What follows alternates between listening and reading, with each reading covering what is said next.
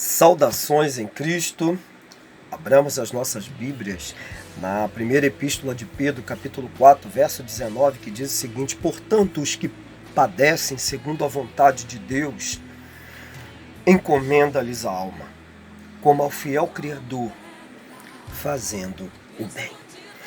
A pérola, irmãos, ela é um resultado natural da ostra diante dos invasores externos. Ou seja, a ostra, quando os invasores externos eles tentam se alojar dentro da ostra, ela libera uma substância chamada nácar ou madrepérola.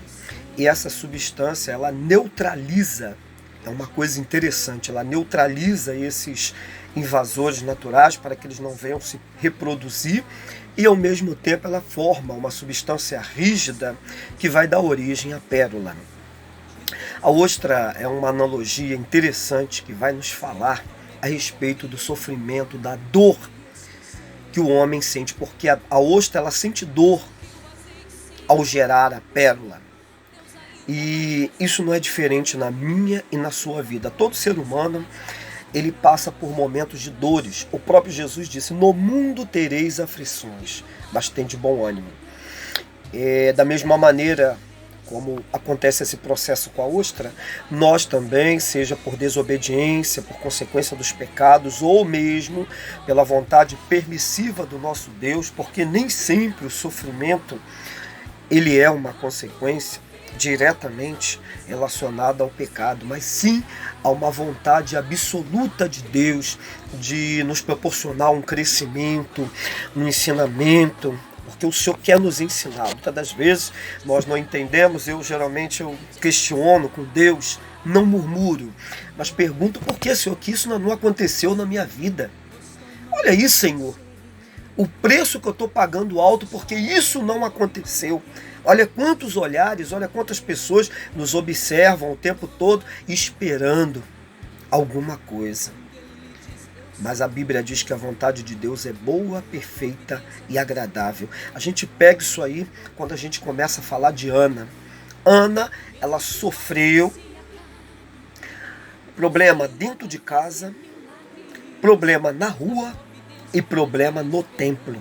Dentro de casa ela tinha alguém que acusava ela o tempo todo, catucava ela, irritava a sua competidora Penina.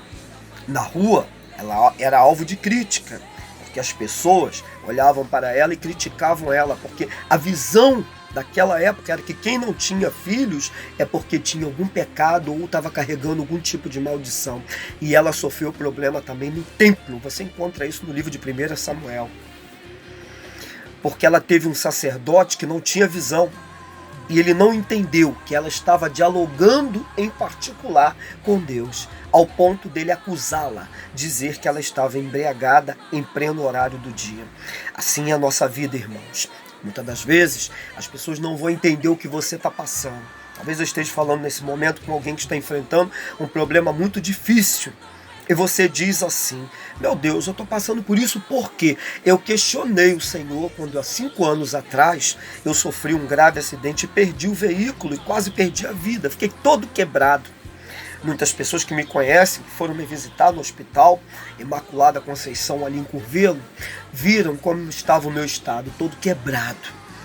E eu perdi o carro. Mas eu me lembro que uma noite anterior, o Senhor falou diretamente comigo. Ele disse: meu servo, vou eu te dar uma prova do quanto eu sou na tua vida. Mas eu nunca imaginei, meus irmãos, que esta prova ela me custaria tanto um bem, que era o bem que eu tinha financeiro, que era o meu veículo, quanto consequências que eu carrego até hoje. Às vezes sinto algumas dores, em uma parte do corpo, consequência que ficou da sequela do acidente. Mas eu continuo caminhando, porque depois disso tudo eu me tornei um servo mais fiel, porque o Senhor me tornou um servo mais fiel. Através das experiências, assim como a ostra, eu também passei minhas experiências, você também está passando e vai passar pelas suas experiências para você crescer. Porque a palavra diz que a fé ela produz a esperança, a paciência, a longanimidade, e aí nós vamos caminhando rumo ao céu. Nós estamos sendo tratados. E o céu começa aqui.